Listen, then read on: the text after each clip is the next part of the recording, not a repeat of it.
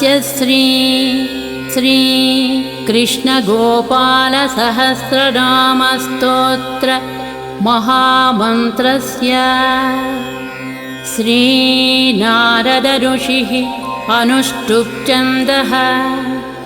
श्रीगोपालो देवता कामो बीजं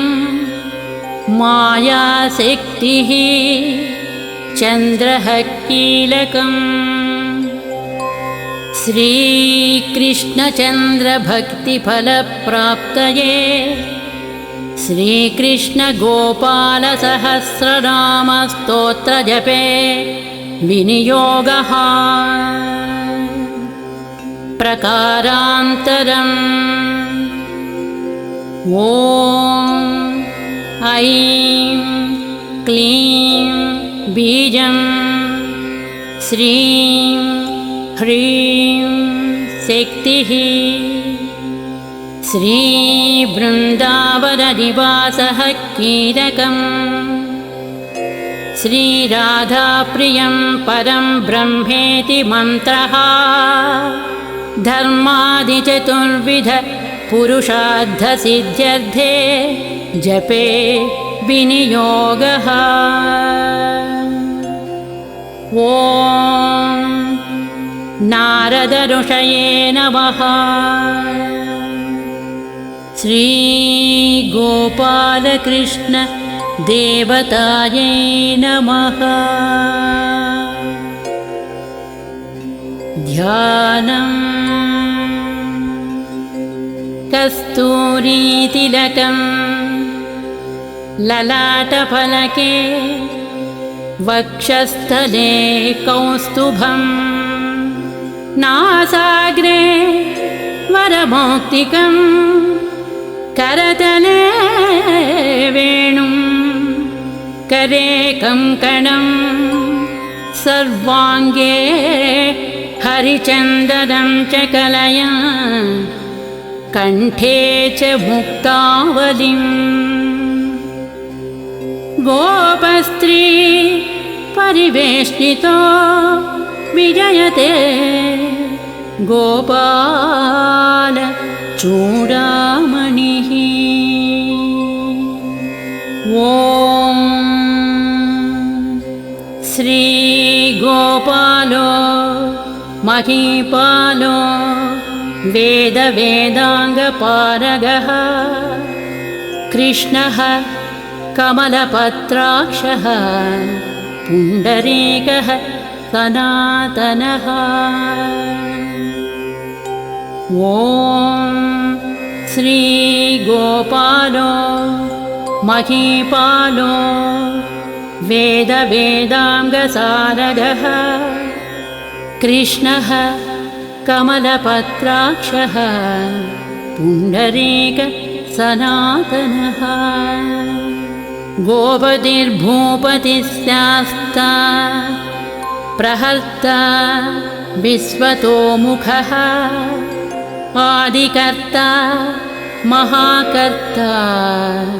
महाकालः प्रतापवान् जगज्जीवो जगद्धाता जगद्भर्ता जगद्वसुः मत्स्यो भीमः उहु भर्ता हर्ता वाराहमूर्तिमान् नारायणो ऋषिकेशो गोविन्दो गरुडध्वजः गोकुलेशो महाचन्द्रः सर्वरिप्रियकारकः कमलामुखलोलाक्षः पुण्डरीकस्वभावः दुर्वासाः कपिलो भौमसिन्धुस्सागरसङ्गमः गोविन्दो गोपतिर्गोत्रः कालिन्दी प्रेमपूरकः गोपस्वामी गोकुलेन्द्रः गोवर्धनवरप्रदः नन्दादिगोकुलत्राता दाता दारिद्र्यभञ्जनः सर्वमङ्गलदाता च सर्वकामवरप्रदः आदिकर्ता महीभर्ता सर्वसागरसिन्धुजः गजगामी गजोद्धारी कामी कामकलानिधिः कलङ्करहितश्चन्द्रो बिम्बास्यो बिम्बसत्तमः मालाकारकृपाकारः कोकिलस्वरभूषणः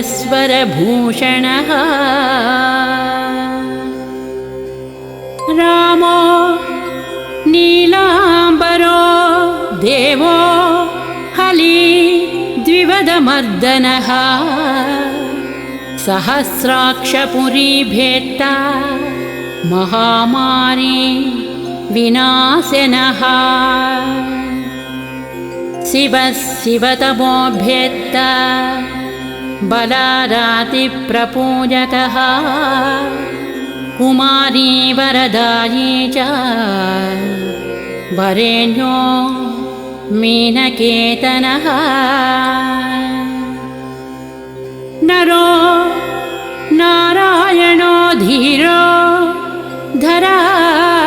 धरावतिरुदारधी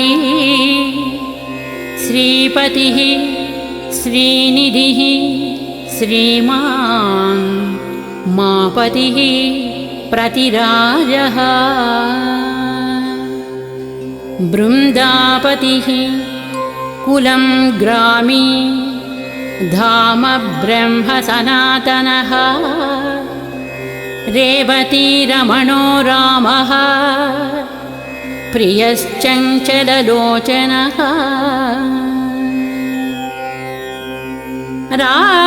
रामायणशरीरश्च रामो रामः श्रियः पतिः सर्वरः सर्वरी सर्वः सर्वत्र शुभदायकः राधा राधयिता राधी राधाचित्तप्रमोदकः राधारतिसुखोपेतो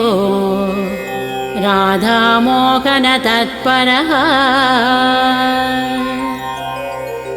राधावशीकरो राधाहृदयाम्बोजषट्पदः राधालिङ्गनसम्मोदो राधानर्तनकौतुकः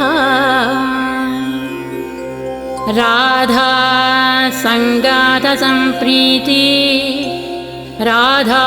कामफलप्रदः बृन्दापतिः कोकनिधिः कोकशोकविनाशनः चन्द्रापतिः चन्द्रपतिः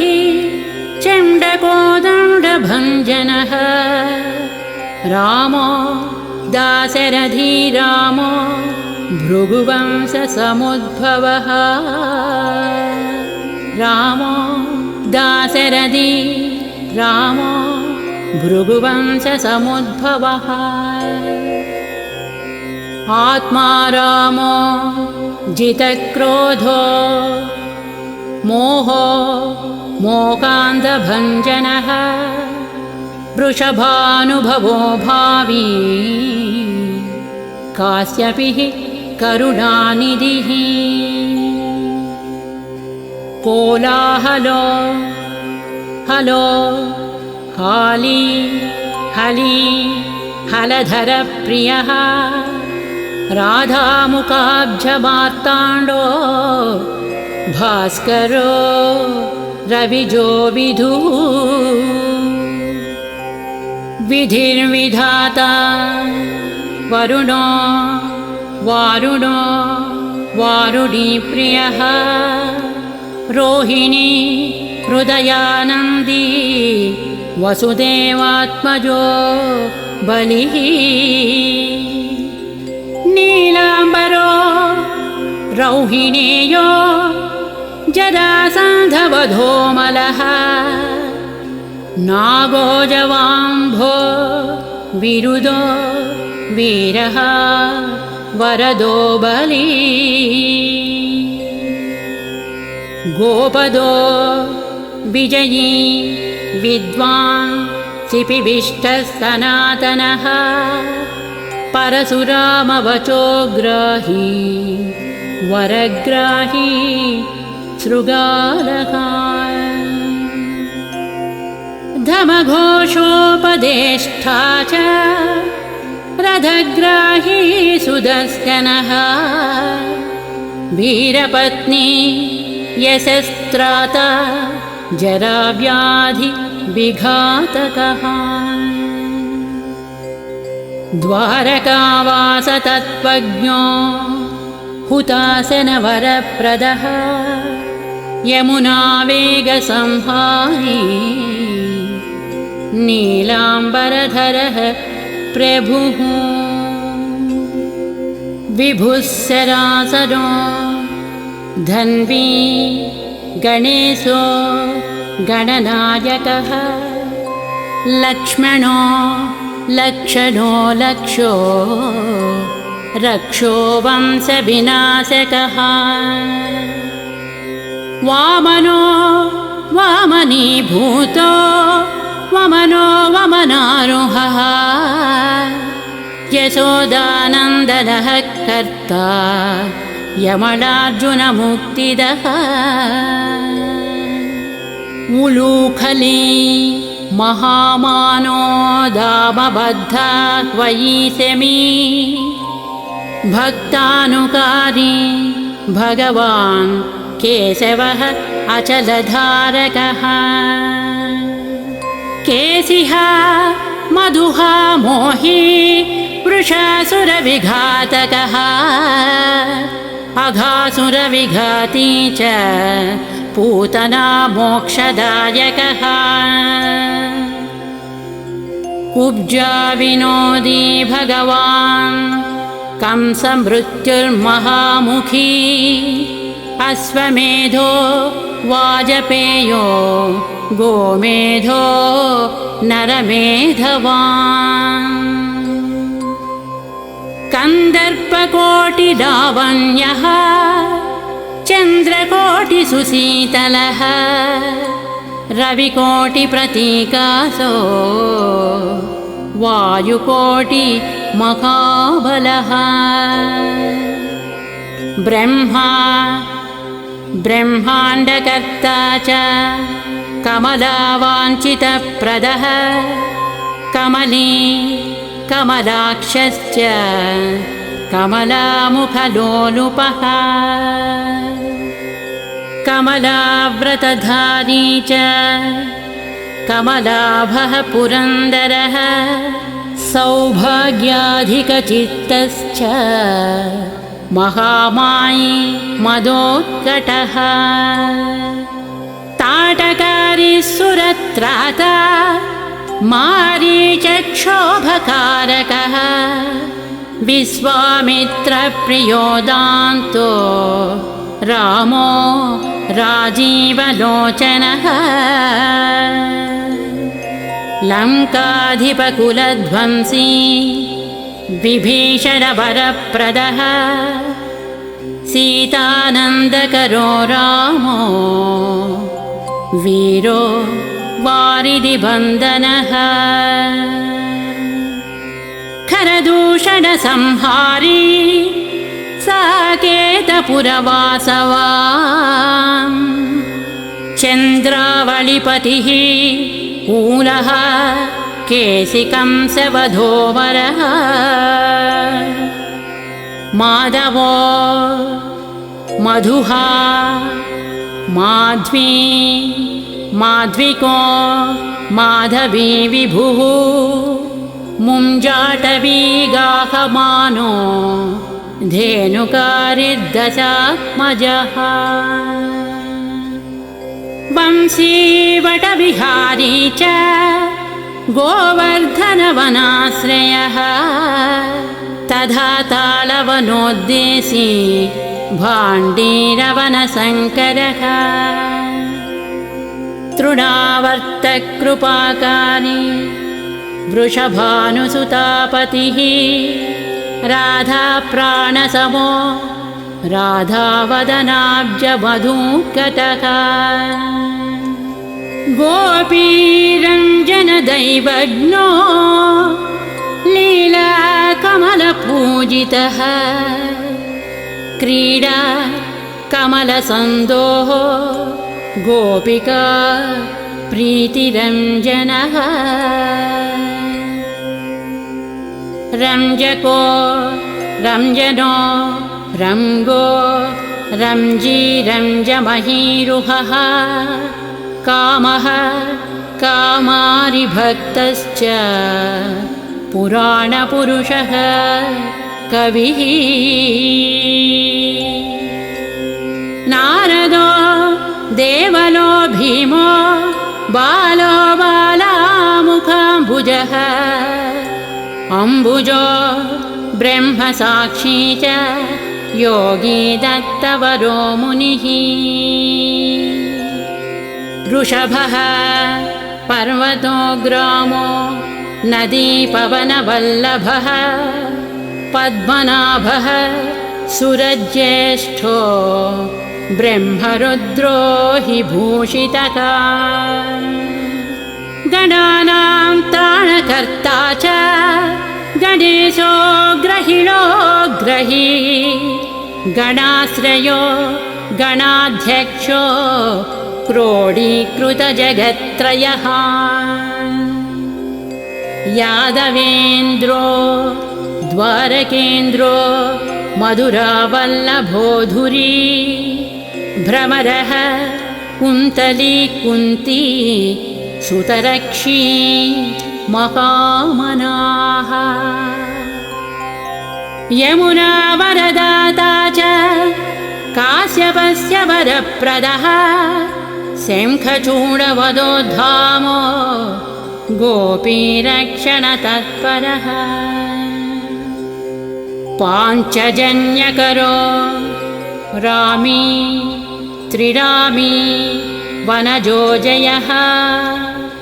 फाल्गुनः फाल्गुनसखो विराधवदकारकः रुक्मिणी प्राणनाथश्च सत्यभामा प्रियङ्करः कल्पवृक्षो महावृक्षो दानवृक्षो महाफलः अंकुशो भूसुरो भावो भामको भ्रामको हरिः सरलस्याश्वतो वीरो यदुवंशशिवात्मकः प्रद्युम्नो बलकर्ता च प्रहर्ता दैत्यः प्रभुः महाधनो महावीरो वनमाला विभूषणः तुलसीदामसो भाग्यो जालधरविनाशनः सूरः सूर्यो मृकुण्डुश्च भास्वरो विश्वपूजितः रविस्तमोः वह्निश्च बाडबो बडबानलः दैत्यदर्पविनाशी च गरुडो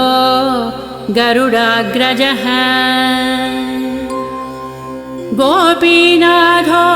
महीनाथो बृङ्गानाथो वरोधकः प्रपञ्ची पञ्चरूपश्च लतागुल्मश्च गोमतिः गङ्गा च यमुनारूपो गोदा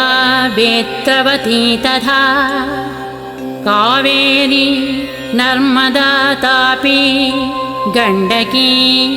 सरयूरजः राजसस्तामसः सत्त्वी सर्वाङ्गी सर्वलोचनः सुधामयो अमृतमयो योगिनां वल्लभः शिवः बुद्धो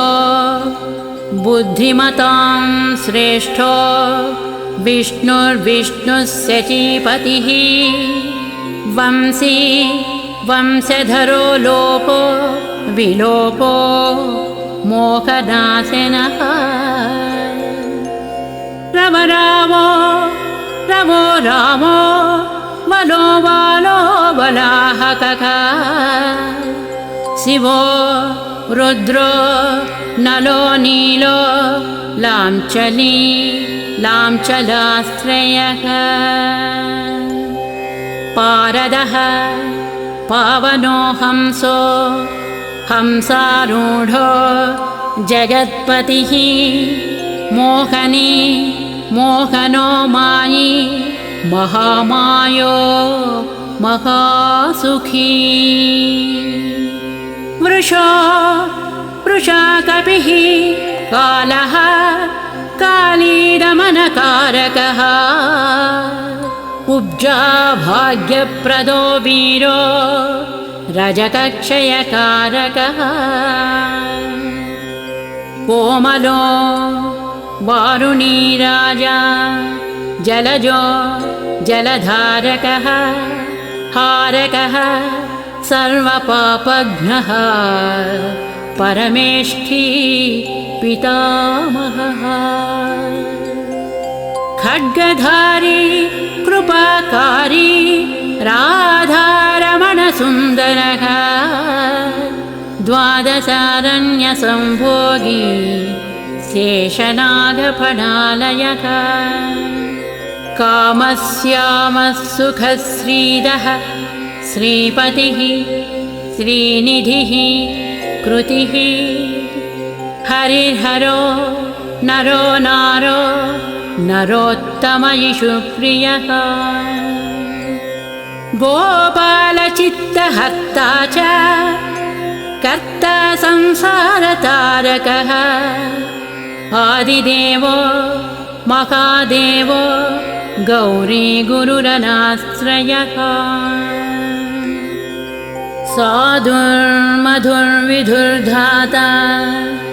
त्राता क्रूरपरायणः रोलम्बीचः यग्रीवो वानरारिर्वनाश्रयः वनं वदी वनाध्यक्षो महावल्यो महामुनिः स्यमन्तकवणिप्राज्ञः विघ्नो विघ्नविघातकः गोवर्धनो वर्धनीयो वर्धनी वर्धनप्रियः वार्धन्यो वर्धनो वर्धी वर्धिष्णुस्तु सुखप्रियः वर्धितो वर्धको वृद्धो बृन्दारकजनप्रियः गोपालरमणी भर्ता साम्बकुष्ठविनाशनः रुक्मिणीकरणप्रेमा प्रेमी चन्द्रावलीपतिः श्रीकर्ता विश्वभर्ता च नारायणनरो बली गणो गणपतिश्चैव दत्तात्रेयो महामुनिः व्यासो नारायणो दिव्यो भव्यो भावुकधारकः स्वश्रेयसं शिवं भद्रं भावुकं भवुकं शुभं शुभात्मकः शुभस्यास्ता प्रशस्तो मेघनादः ब्रह्मण्यदेवो दीनानाम् उद्धारकरणक्षमः कृष्णः कृष्णः कृष्णः कमलपत्राक्षः कृष्णः कमललोचनः कृष्णः कमलपत्राक्षः कृष्णः कमललोचनः कृष्णः कामी सदा कृष्णः समस्तप्रियकारकः नन्दो नन्दी महानन्दी मादी मादनकः किली मीली हिली गिली गोली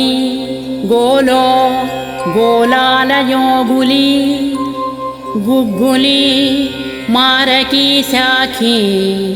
वटः पिप्पलकः कृती म्लेच्छः कालहर्ता च यशोदा यश एव च अच्युतः केशवो विष्णुः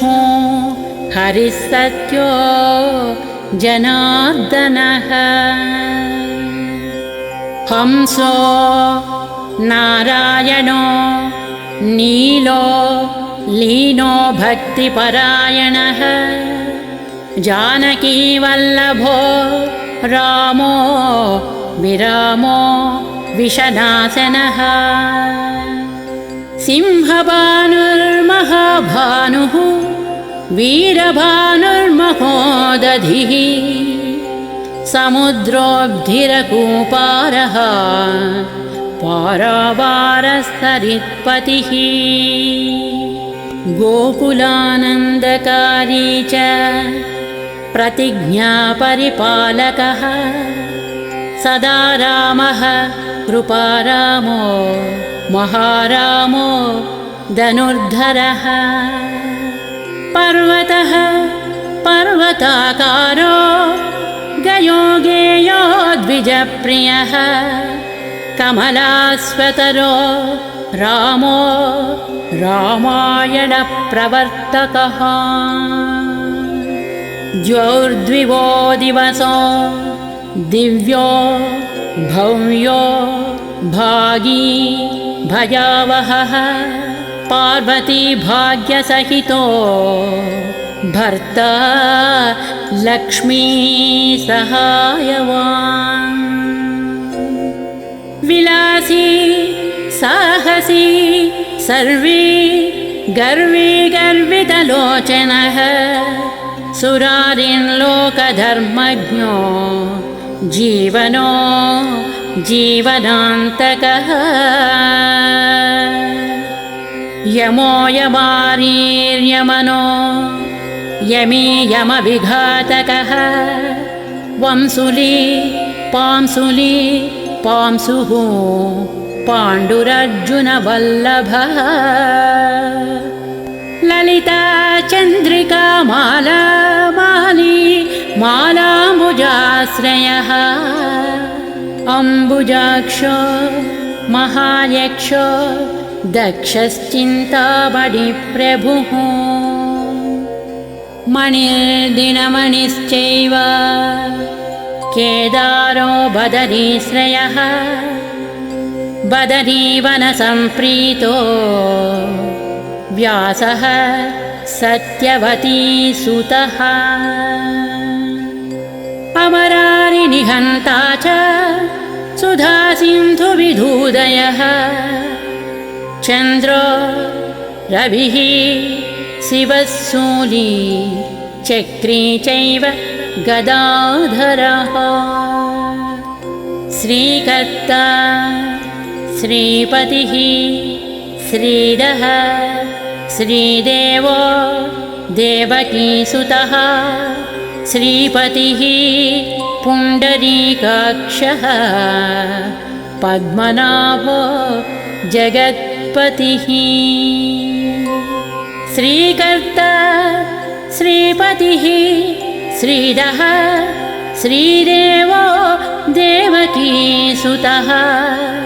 श्रीपतिः पुण्डरीकाक्षः पद्मनाभो जगत्पतिः वासुदेवो प्रमेयात्मा केशवो गरुडध्वजः नारायणः परन्धाम देवदेवो महेश्वरः चक्रपाणिः कलापूर्णो वेदवेद्यो दयानिधिः भगवान् सर्वभूतेषु गोपालः सर्वपालकः अनन्तो निर्गुणो नित्यो निर्विकल्पो निरञ्जनः निराधारो निराकारो निराभासो निराश्रयः पुरुषः प्रणवातीतो मुकुन्दः परमेश्वरः क्षणावनिः सार्वभौमो वैकुण्ठो भक्तवत्सलः विष्णुर्दामोदरः कृष्णो माधवो मधुरापतिः देवकी गर्भसम्भूतो यशोदावत्सलो हरिः शिवः सङ्कर्षणः शम्भुर्भूतनाथो दिवस्पतिः अव्ययः सर्वधर्मज्ञो निर्मलो निरुपद्रवः निर्वाणनायको नित्यो नीलजीभूतसन्निभः कलाक्षयश्च सर्वज्ञ कमलारूपतत्परः हृषीकेशः पीतवासः वसुदेवप्रियात्मजः नन्दगोपकुमारार्यो नवनीताशनो विभुः पुराणः पुरुषश्रेष्ठः शङ्खपाणिः सुविक्रमः अनिरुद्धश्चक्रधरः साम्यपाणिश्चतुर्भुजः गदाधरः सुरार्तिघ्नो गोविन्दो नन्दकायुधः बृन्दावनचरः सौरिः वेणुवाद्यविशारदः तृणावर्तान्तको भीमसाहसो बहुविक्रमः शकटासुरसंहारी बकासुरविनाशनः धेनुकासुरसंहारी पूतनारिः नृकेसरी पितामहो गुरुः साक्षी प्रत्यगात्मा सदाशिवः अप्रमेयः प्रभुः प्राज्ञः प्रतत्यस्वप्नवर्धनः धन्यो मान्यो भवो भावो धीरस्यान्तो जगद्गुरुः अन्तर्यामीश्वरो दिव्यो दैवज्ञो देवसंस्तुतः क्षीराब्धिशयनो धाता लक्ष्मीवान् लक्ष्मणाग्रजः धात्रीपति अमेयात्मा चन्द्रशेखरपूजितः लोकसाक्षी जगच्चक्षुः पुण्यचारित्रकीर्तनः कोटिमन्मदसौन्दर्यो जगन्मोहनविग्रहः मन्दस्मिततनुर्गोपगोपिका परिवेष्टितः पुल्लारविन्दनयनः चाणूरान्ध्रनिषूदनः इन्दीवरदलश्यामो बर्हिबर्हावतंसकः मुरलीनिनद आह्लादो दिव्यबालाम्बरावृतः सुकपोलयुगः शुभ्रो युगलः सुललाटकः कम्बुग्रीवो विशालाक्षो लक्ष्मीवान् शुभलक्षणः पीनवक्षाश्चतुर्बाहुः चतुर्मूर्तिस्त्रिविक्रमः कलङ्करहितः शुद्धो दुष्टशत्रुनिबर्हणः किरीटकुण्डलधरः कटकाङ्गदमण्डितः मुद्रिकाभरणोपेतः कटिसूत्रविराजितः मञ्जीररञ्जितपदः सर्वाभरणभूषितः विन्यस्तपादयुगलो दिव्यमङ्गलविग्रहः गोपिकानयनानन्दः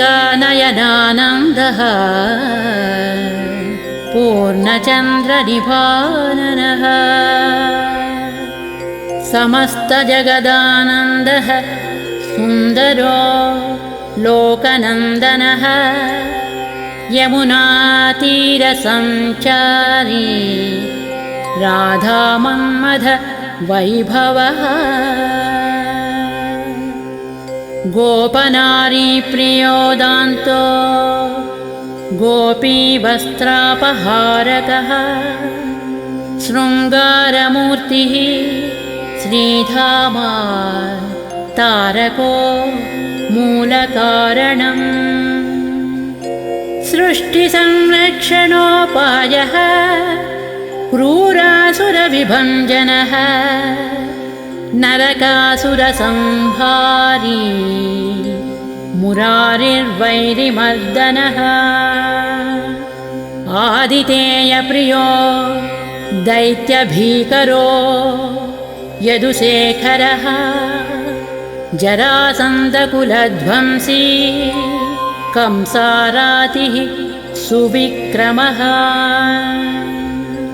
पुण्यश्लोकः कीर्तनीयो यादवेन्द्रो जगन्नुतः रुक्मिणीरमणः सत्यभामा जाम्बवती प्रियः मित्रविन्द नाग्नजिती लक्ष्मणा समुपासितः सुधाकरकुले जातो ननन्तः प्रबलविक्रमः सर्वसौभाग्यसम्पन्नो द्वारकापट्टणस्थितः भद्रा सूर्यसुतानाथो लीलामानुष विग्रहः सहस्र षोडशस्त्रीशो भोगमोक्षैकदायकः वेदान्तवेद्यः संवेद्यो वैद्यो ब्रह्माण्डनायकः गोवर्धनधरो नाथः सर्वजीवदयापरः मूर्तिमान् सर्वभूतात्मा आर्तत्राणपरायणः सर्वज्ञः सर्वसुलभः सर्वशास्त्रविशारदः षड्गुणैश्वर्यसम्पन्नः पूर्णकामो दुरन्धरः महानुभावः कैवल्यदायको लोक लोकनायकः आदिमध्यान्तरहितः शुद्धसात्विकविग्रहः असमानः समस्तात्मा शरणागतवत्सलः उत्पत्तिस्थितिसंहारकारणं सर्वकारणम् गम्भीरः सर्वभावज्ञः सच्चिदानन्दविग्रहः विश्वक्सेनः सत्यसन्धः सत्यवाक् सत्यविक्रमः सत्यव्रतः सत्यरतः सत्यधर्मपरायणः आपन्नार्तिप्रशमनो द्रौपदीमानरक्षकः कन्दर्पजनकः प्राज्ञो जगन्नाटकवैभवः भक्तवत्स्यो गुणातीतः सर्वैश्वर्यप्रदायकः दमघोषसुतद्वेषी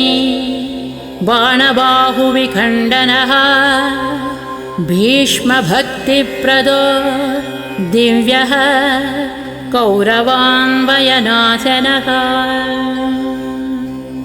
कौन्तेयप्रियबन्धुश्च पार्थरथः सारथिः नारसिंहो महावीरः स्तम्भजातो महाबलः प्रह्लादवरदः सत्यो देवपूज्यो भयङ्करः उपेन्द्र इन्द्र वरजो वामनो बलिबन्धनः गजेन्द्रवरदः स्वामी सर्वदेव नमस्कृतः शेषपर्यङ्कशयनो वैनतेयरथोजयी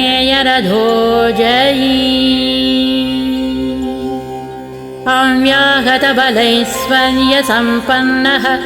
पूर्णमानसः योगीश्वरेश्वरः साक्षी क्षेत्रज्ञो ज्ञानदायकः योगिहृत्पङ्कजावासो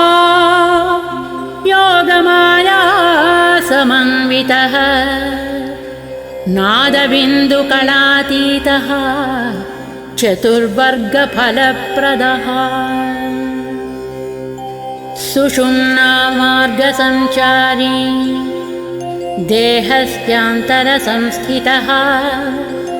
देहेन्द्रियमनः प्राणसाक्षी चेतः प्रसादकः सूक्ष्मः सर्वगतो देही ज्ञानदर्पणगोचरः तत्त्वत्रयात्मको व्यक्तः कुण्डली समुपाश्रितः ब्रह्मण्यः सर्वधर्मज्ञः शान्तो दान्तो गतक्लमः श्रीनिवासः सदानन्दो विश्वमूर्तिः महाप्रभुः सहस्रशीर्षा पुरुषः सहस्राक्षः सहस्रपात् समस्तभुवनाधारः समस्तप्राणरक्षकः समस्तः सर्वभावज्ञो गोपिका प्राणवल्लभः नित्योत्सवो नित्यसौख्यो नित्यश्री नित्यमङ्गलम् व्यूहार्चितो जगन्नाथः श्रीवैकुण्ठपुराधिपः पूर्णानन्दघनीभूतो गोपवेशधरो हरिः कलापकुसुमश्यामः कोमलस्यान्तविग्रहः गोपाङ्गनावृतो अनन्तो बृन्दावनसमाश्रयः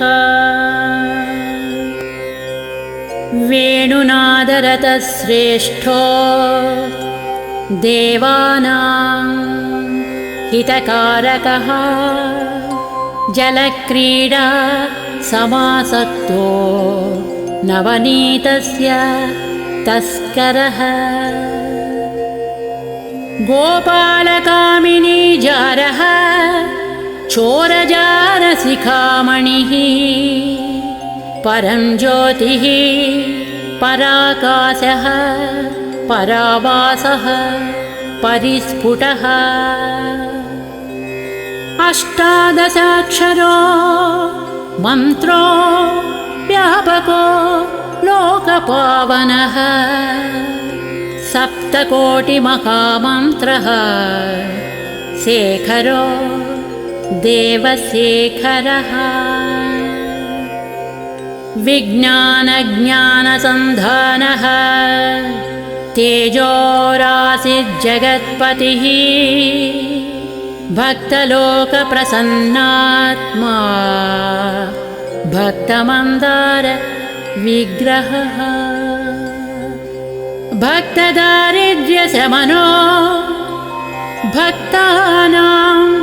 प्रीतिदायकः भक्तादीनमनाः पूज्यो भक्तलोक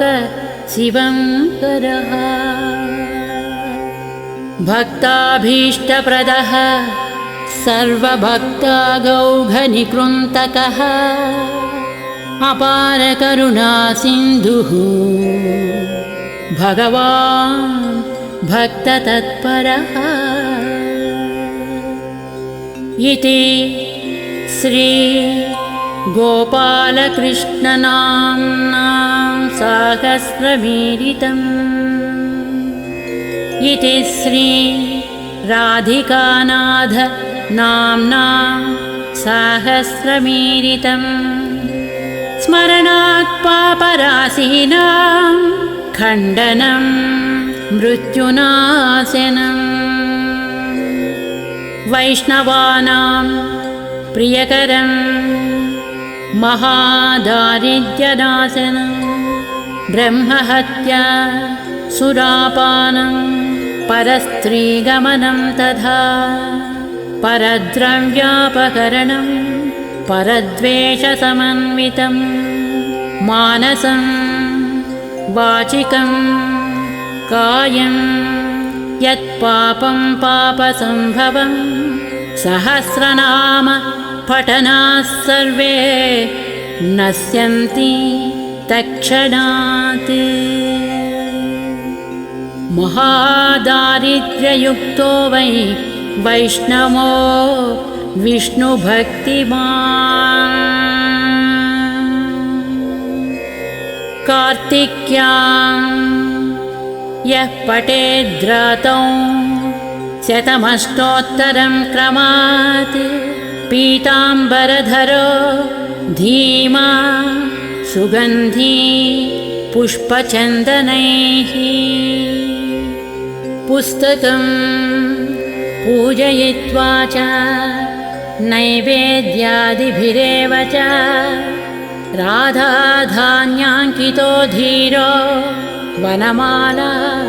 विभूषितः शतमष्टोत्तरं देवी पठेन्नाम सहस्रकं चैत्रे कृष्णे च शुक्ले च कुहू संक्रान्तिवासरे पठितव्यं प्रयत्नेन त्रैलोक्यं मोहये क्षणात् तुलसीमालया युक्तो वैष्णवो भक्तितत्परः रविवारे च शुक्रे च द्वादश्यां श्राद्धवासरे ब्राह्मणं पूजयित्वा च भोजयित्वा विधानतः पठेन्नामसहस्रं च ततसिद्धिः प्रजायते महानिशायां सततं वैष्णवो यः पठेत् सदा देशान्तरगत लक्ष्मीः समायाति न संशयः त्रैलोक्ये तु महादेवी सुन्दर्यः काममोहिताः मुग्धा स्वयं समायान्ति वैष्णवं च भजन्ति ताः रोगी रोगात् प्रमुच्येत बद्धो मुच्येत बन्धनात् गर्भिणी जनयेत् पुत्रं कन्या विन्दति सत्पतिं राजानो वसतां यान्ति किं पुनः क्षुद्रमानुषाः सहस्रनामश्रवणात् पठनात् पूजनात् प्रिये धारणा सर्ववाप्नोति वैष्णवो नात्र संशयः वंशीवटे च व्यवटे तथापि पलकेधवा कदम्बपादपतले श्रीगोपालस्य सन्निधौ यः पठेद्वैष्णवो नित्यं स याति हरिमन्दिरं कृष्णेनोक्तं राधिकायै तया प्रोक्तं पुरा शिवे नारदाय मया प्रोक्तं नारदेन प्रकाशितः मया तव वरारोहे प्रोक्तमेतत् सुदुर्लभम् गोपनीयं प्रयत्नेन न प्रकाश्यं कदाचन शठाय पापिने चैव लम्पटाय विशेषतः न दातव्यं न दातव्यं न दातव्यं कदाचन देयं शान्ताय शिष्याय विष्णुभक्तिरताय च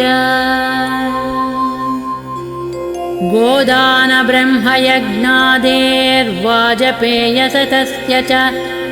अश्वमेधसहस्रस्य फलं पाठे भवेद्ध्रुवम् मोहनं स्तम्भनं चैव मारणोच्चाटनादिकं यद्यद्वाञ्छति चित्तेन तत्तत्प्राप्नोति वैष्णवः एकादश्या नरस्नात्वा सुगन्धद्रव्यतैलकैः आहारं ब्राह्मणे दत्त्वा दक्षिणां स्वर्णभूषणं ततः प्रारम्भकर्तासौ सर्वं प्राप्नोति मानवः शतावृत्तसहस्रं च यः पठेत् वैष्णवो जनः श्री बृन्दावनचन्द्रस्य प्रसादात् सर्वमाप्नुयात् यद्गृहे पुस्तकं देवी पूजितं चैव तिष्ठति न मारी च दुर्भिक्षं नोपसर्गभयं क्वचित् सर्पादिभूतयक्षाद्या नश्यन्ते नात्र संशयः। श्रीगोपालो महादेवी वसेत्तस्य गृहे सदा। यद्गृहे च सहस्रं च नाम्नां तिष्ठति पूजितम्। श्रीगोपालो महादेवी वसेत्तस्य गृहे सदा। यद्गृहे च सहस्रं च नाम्नां तिष्ठति पूजितम्। इति श्रीसम्मोहनतन्त्रे हरगौरी संवादे श्रीगोपालकृष्ण सहस्रनामस्तोत्रं समाप्तम्।